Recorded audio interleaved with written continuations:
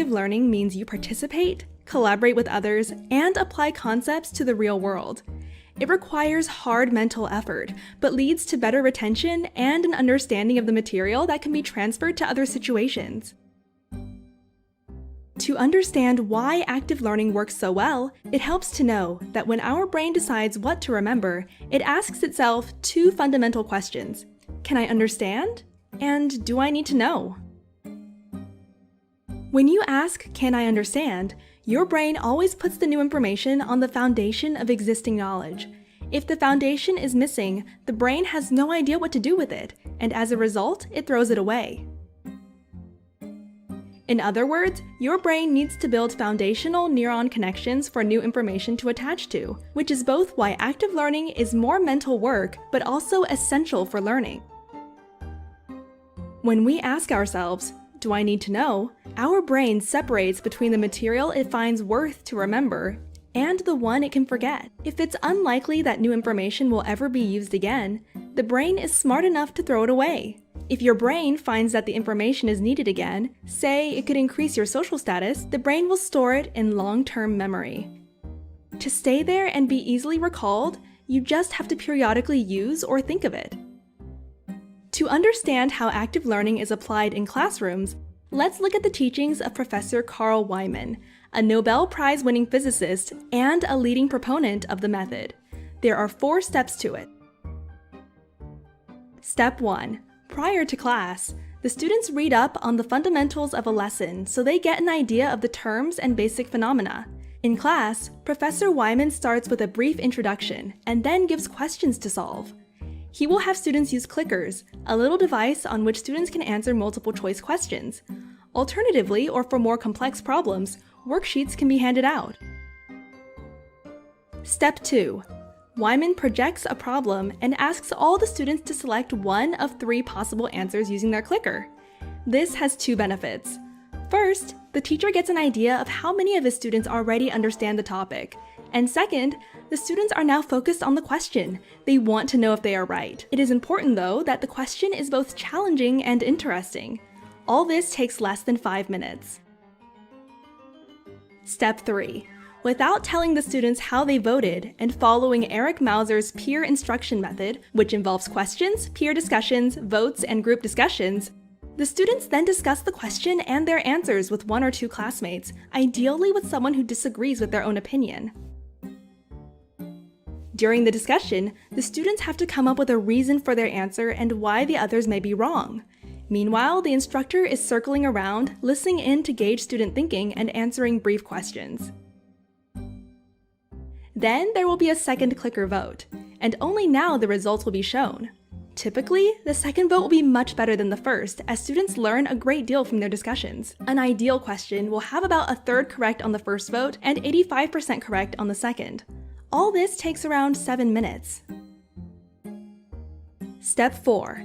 Now the professor leads a follow-up discussion with all the students to provide feedback, exploring the different reasoning, which one is correct, and importantly, which is incorrect and why.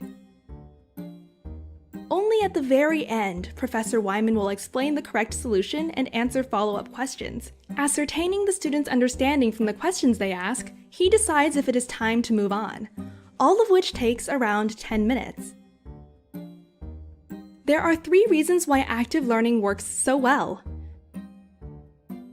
First, the students are actively working on interesting problems. And, as they all voted for an answer right at the beginning, they have a stake in the outcome.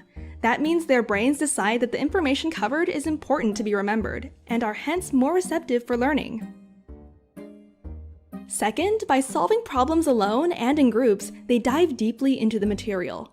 Explaining to a peer engages novel mental processes. As a result, they construct new synaptic pathways inside their brains. Third, the explanation from the teacher comes only once the students already formed their own thoughts about the concept. At this point, the explanation makes more sense as the brain can connect the new information to all the thought it had just built. The correct answers have a solid foundation. A large body of research has shown big differences in the outcomes between passive and active learning. In one carefully executed experiment, physics instructors taught their course in 2 ways. Some classes were taught in a conventional style, and others using active learning. Even though the teachers were the same and the students were similar, on average, the active learners doubled their understanding when they were tested at the end of the course. Other experiments have shown that long-term retention is higher as well. Students that take conventional lecture that is followed by a test forget around 90% of the material within 6 months. In an active learning environment, students can retain more than 70% of what they have learned 2 years later. Sometimes, teachers show a problem and then demonstrate to the class how to solve it. They believe that they can just transfer their own thinking into the student's head through an explanation. Unfortunately, for new ideas, a brain doesn't work that way. Unless the brain actively constructs those ideas within, it is as if the material was never heard. How about you? Have you ever learned in an active learning environment? And if so, how does it compare to learning the conventional way? The flipped classroom. Let's reverse where traditional homework and lecture take place. Now, I must warn you beforehand, watching this presentation can literally turn your world upside down. The first thing most educators are going to ask is, why flip? Well, here are a couple reasons to consider. With a flipped classroom, the content becomes available to students beyond typical classroom time. Students are now able to access the content anytime. Benefit that comes with viewing content in video format is the ability to stop, pause, play, etc. Students can write down questions about the content at home. Then, when students enter the classroom, they are already prepared to ask these questions to their teacher. When a teacher flips a classroom, that teacher is able to walk around the room. Ultimately, flipping a classroom frees up time for teachers to work with students individually. Now, let's take a quick break to think about how our students are used to acquiring knowledge. Students of today mostly learn from their phones and computers. Students of today are comfortable with the flip model because it's how they usually access knowledge. Lastly, we know some students learn faster than others. Flipping a classroom allows teachers to personalize learning. Now, how do you flip a classroom? What steps should you take? Right now, I'm going to outline an 8-step path that I have successfully used to flip my classroom. Each step is represented with a star. The first step in flipping a classroom begins with the buy-in. Get your students, parents, and administrators on board with the flip model. Step 2. Curate the resources you need to flip a classroom. These are resources for instruction, such as YouTube video, online worksheets, quizzes, electronics, etc. Now, moving on to the actual first day of class, classroom management is required for a flip model, just like a traditional model. Very early on, be sure to spend time and incorporate expectations and procedures, as this learning style may be new. Number 4 is technology training. Teachers need to learn how to curate videos through YouTube channels and create playlists, and students must be able to access and interact with online content. Now we get to the actual flipping. And the number 5 is assign content for homework. Students will access content through videos, hyperdocs, interactive PowerPoints, slides, and much more. Next up, number 6. Students work on problems during class time. Students get to work on the application of skills in class, where a teacher walks around the room and facilitates and helps students as needed. Moving on to number 7, independent learning. With a flipped classroom, students become independent learners and have the ability to move through the curriculum at their own pace. And the last star in the sky, number 8, peer tutoring. Pair up your advanced students who mastered the content beforehand with students having a hard time completing the problems. So, what does it actually look like? The traditional model has students attending school where content is delivered by teachers, and students going home to work on problems. But here we are getting rid of that model and replacing it with a flip model. In the flip model, students work on problems when they are at school, and when students are at home, content is delivered online.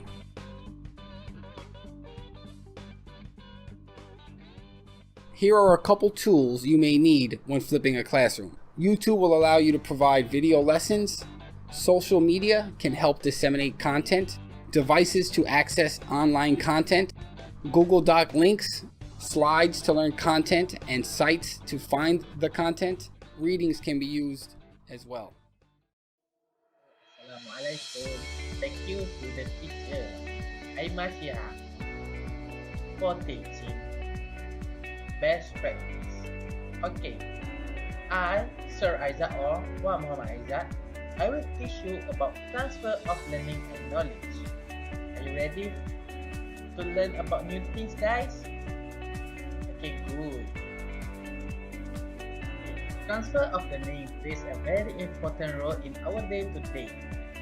It is rare that this situation in which we learn is identical to the situation in which we apply and use that learning. In education is a preparation of life.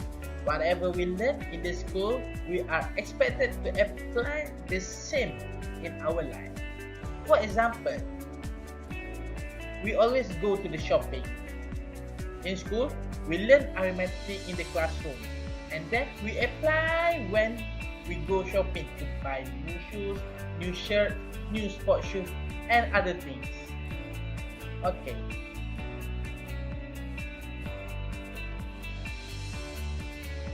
Meaning of transfer learning. It consists two words, which is transfer and learning. Alright, for the transfer, wave my hand. Alright, for the transfer, it's an act of moving something to another place. Which means by, for example, this phone, I will pass to my other hand. Or I am moving my phone to my another hand. That's meaning by transfer. Okay, by learning. Learning is an act of gaining knowledge, skill, by experience, study, being taught, or creative thought. You learning with me, Sir Isaac. You as a student learning with me, and you gaining knowledge with me. That's called learning. When we added this transfer and learning, it becomes transfer of learning. Transfer of learning is a process in which something learned in one situation is used in another situation. Okay. It occurs when the learner recognize common features among concepts, skills, or principles. They link the information in the memory. Sees the value of utilizing what was learned one situation is another. For example, you learn mathematics and you apply in physics. That's a transfer of learning. You use the numbers in mathematics and the formula in mathematics, you apply in physics. Okay, we go to the process of transfer learning. Are you with me, guys? Okay, good. First, we must experience. We must have an awareness and motivation. Okay. Second, we have the content input, like we learning lecture or film discussion, or from the handout we learn the content. Alright. Number 3, we analyze. Okay. Of experience in terms of content input. Okay, we analyze the content. And then what the content we must have, what must we reject. Okay, when we do the analyzing, it's leading to the number 4, with a generalization or inference. Okay, when we have the generalization or inference, we have to practice or we must to try out the new things. If the practice, such as math, we must practice. While try out the new thing is we learn new things. Try out of influence and we learn new things. Okay, when we transfer to the experience, okay, if you study math and you study physics, but you feel same, so it's a transfer. For the tryout, when you learn something, such as you play handball and you play netball, it's also transfer. Okay, we have 4 stages of learning. First is unconscious incompetence. Second, conscious incompetence. Third, conscious competence. Fourth, unconscious competence. What is unconscious incompetence? It is unaware of you need to learn. What must you learn? Such as like you must learn professional development. You're not aware you must learn. Okay. Second, conscious incompetence. Aware of what you need to learn. For example, you doing academic exercise. You aware what you need to learn. You need learn research method. Okay. Third, conscious competence. Learn what you need to know but have to practice. You learn how to play football, but if you not practice, you cannot know to play football. Unconscious competence no longer need to practice. What you have learned has become second nature. For example, you play handball. In handball, we break into skill. We use chest pass. Okay, all of you know how to chest pass, right? Okay, that's be our nature to know about that. We have 2 forms of transfer, which is general transfer and specified transfer. Okay, general transfer, general skills or underlying principle are transferred. Is the ability to apply knowledge or skills learned in one context in a variety of different contexts. For example, the same student may recognize that there is an organized structure that needs to be imposed on other type of writing as well, not just story. For the specified transfer, it occurs when the content of learning are transferred. The ability to apply information in a context similar to the one in which it was originally learned. For example, a student who is taught the basic organizational components of a narrative use exactly those components later in writing and organize and elaborate a story. We have 3 types of transfer of learning, which is zero transfer, negative transfer, and positive transfer. Okay, first of all is zero transfer. Zero transfer refers to acquire knowledge, skills, or principles that are not transferable from one situation to another. This occurs when there is no relationship between one subject and another one. Therefore, learning one subject has no effect on the other one, positively or negatively. Example, zero transfer can be illustrated by the learning of mathematics and English, learning mathematics and Japan, unless Japan is used as a language of instruction in mathematics. There is no other relationship between the two. Mathematical principle will not help a learner understand Japan. principle, or vice versa.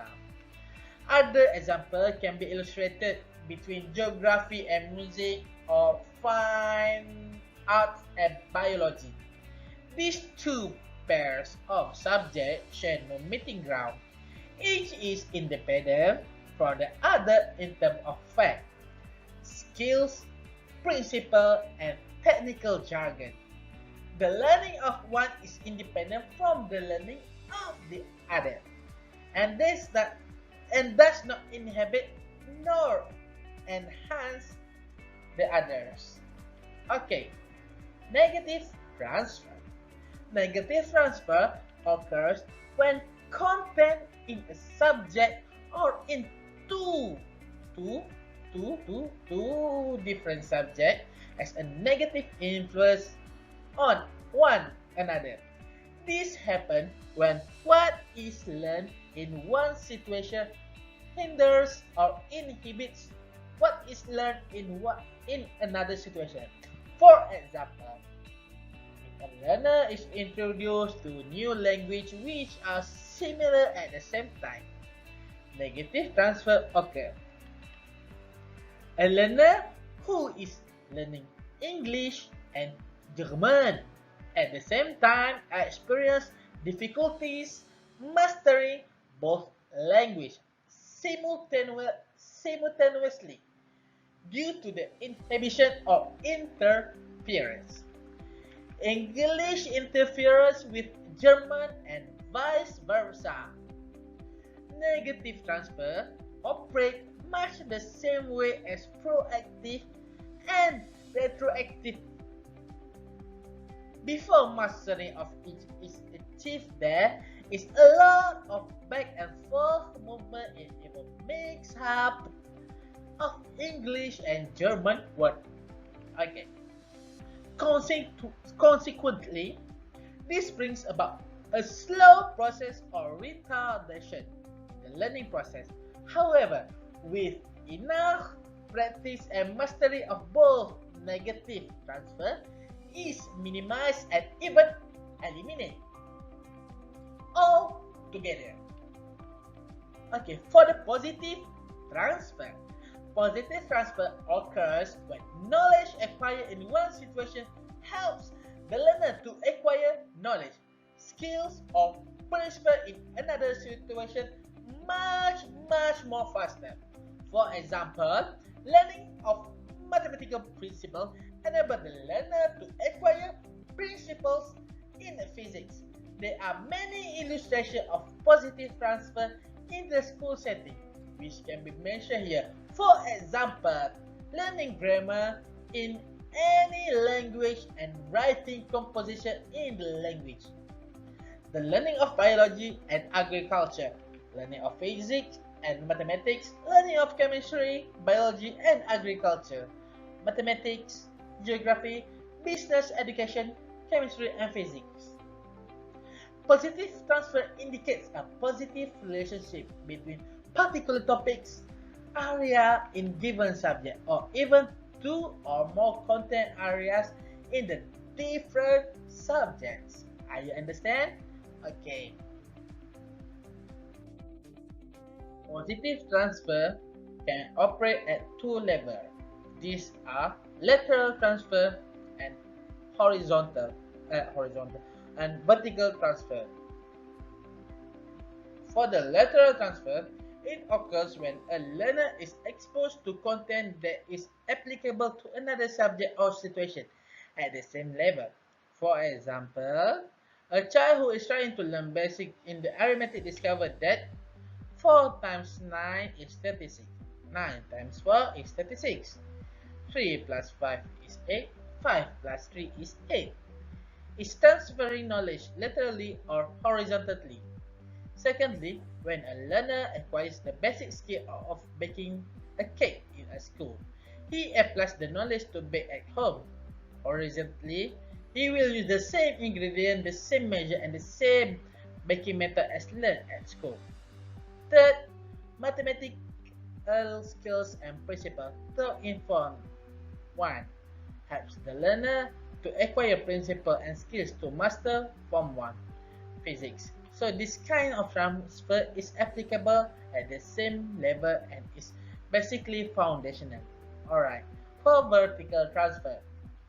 Vertical transfer occurs when knowledge is applied to other learnings at the higher level, either in the same subject or in another subject. For example, Form 1 Mathematics series is a foundation for Form 2, Form 3, Form 4 and Form 5 Mathematics. This happens at all application of subject areas in ascending the order. For vertical transfer to occur, the subject should be well mastered at the foundation level, which is Form 1. So the learning is given a chance to generalize and become useful further along in the learning process. For example, when a pupil masters simple grammatical rules, he is enabled to speak correct English, write competently, and to study other subjects in English as well. Also, when a person or a student masters simple arithmetic and numeracy, he is enabled to acquire complex concepts in mathematics and physics. This notion was originally introduced as transfer of practice by Edward Thorndike and Robert S. Woodward. Okay. We have 6 theories of learning. First is theory of mental discipline, theory of configuration, theory of ideals, Spearman's two-factor theory, theory of generalization, and theory of identical elements. Theory of mental discipline. This theory, also known as the faculty theory, it tells that education is a matter of training in the mind or discipline in the mind. However, this theory today is unpopular with most psychologists and professional educators because not only matter of training in the mind, but also must know the skills. Okay. Theory of identical elements. Okay. This theory was formulated by Thorndike. It maintains that the amount of transfer depends upon the identical elements that are common in both situations, which is content, method, aim, and attitude present in both situations facilitate learning. Which is in transfer of learning must have content, must have the method, what is the aim of the learning, and the attitude is present when the transfer of learning. Okay. The theory of generalization was formulated by Charles H. Judd. It means that experience obtained in one situation are applicable to other situations. It puts emphasis upon the value to understand, organize, and generalize specific experience. For example, you learn mathematics at school, you apply when you go shopping. You learn bake a cake at school, you apply at home with the same amount of ingredients, same amount of heat transfer to make a cake, and same amount of flour. Theory of configuration is based on Gestalt theory of learning. This transfer implies that what is learned in one situation can be shifted directly to another situation only when similarity, in content, method, or attitude of the two situations is perceived by the learner. Okay, for example, you learn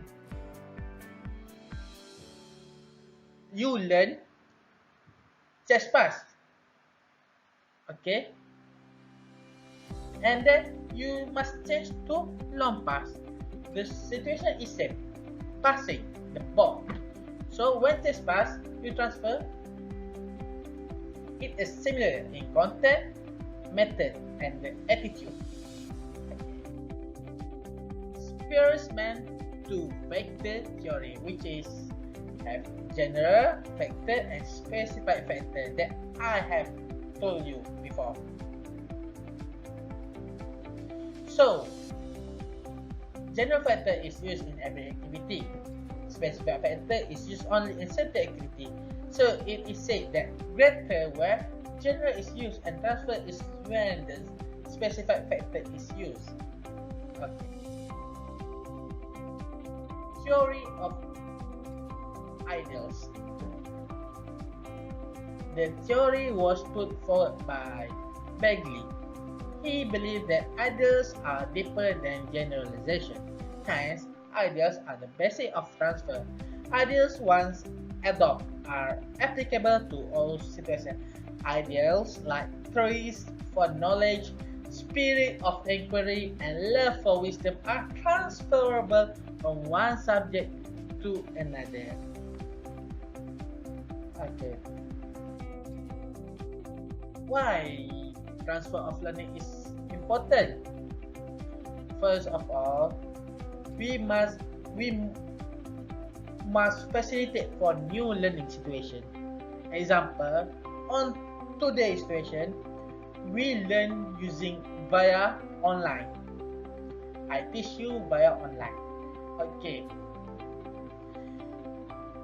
When you learn English, you can search or do other things like use what we call, you can write essay in English.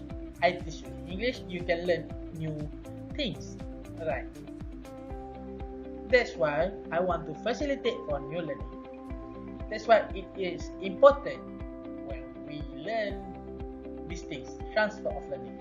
Secondly, the key for understanding, creating and interacting one and another.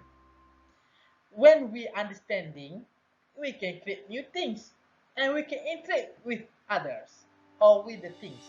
For example, we learn mathematics at school. I will a simple example.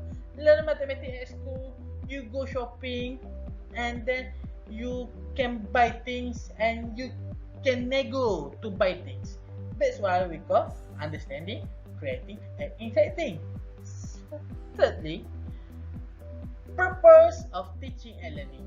This is our purpose. This is my purpose, to teach you to understand. You can apply, you can transfer the learning to another subject. Okay. I am sure that when you learn sport, you learn new things. When you learn netball, you go to the handball. Oh, that's the purpose of teaching and the transfer of learning. And it also will be used in relevant situations. For example, simple example, you learn mathematics, you apply in physics. That's a relevant situation. Okay. For the conclusion, transfer of learning is effectively and continuing applying the knowledge, skills, and attitude that were learned in learning of environment to the job environment. Closely related to this concept is transfer of learning. The application of knowledge and or attitude that were learned in one situation to another learning situation by Perkins 1992. This increased the speed of learning. Okay, that's all from me, Sir Isaac. Thank you. If you have any question, you can write down in the comment section below. Please subscribe this channel. Okay, thank you.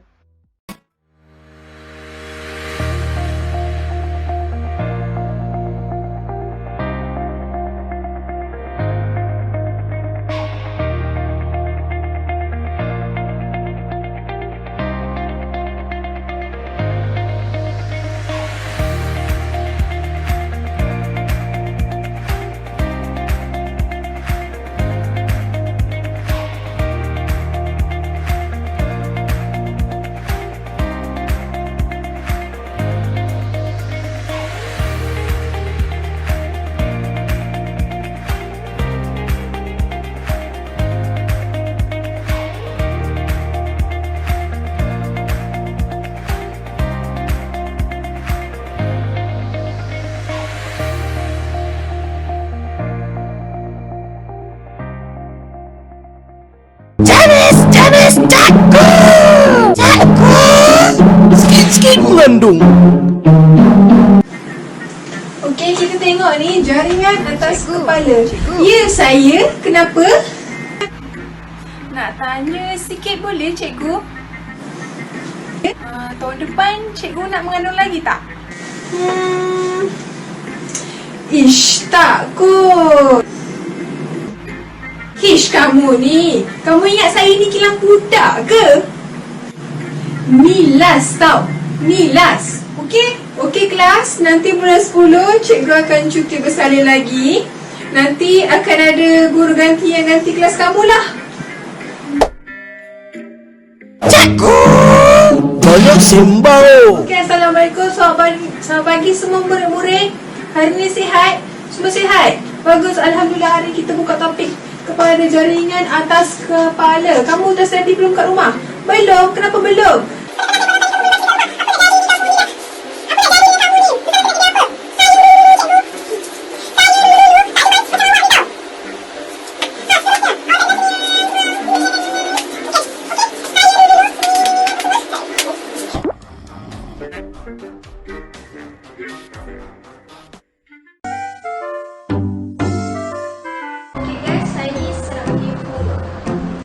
Cikgu dah banyak dah bagi kerja sekolah dekat kami. Tak banyak, sikit. Kalau sikit tak apa. Kalau banyak, saya dah bagi minimum dekat cikgu. Okey, korang semua boleh buat muka surat 70 sampai 80. Banyaknya cikgu. Kalau macam tu, buat satu buku terus lah cikgu. Kelas awak lari padang bila?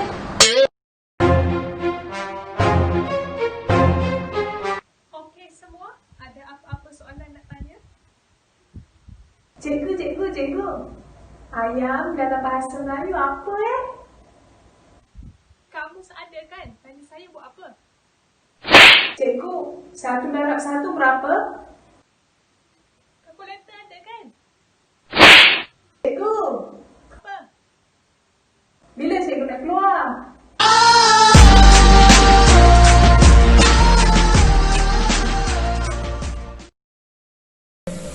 Assalamualaikum semua. Okey, hari ini kita akan belajar mengenai kecerdasan. Okey, bagi cikgu tampal dulu. So kamu boleh baca dulu.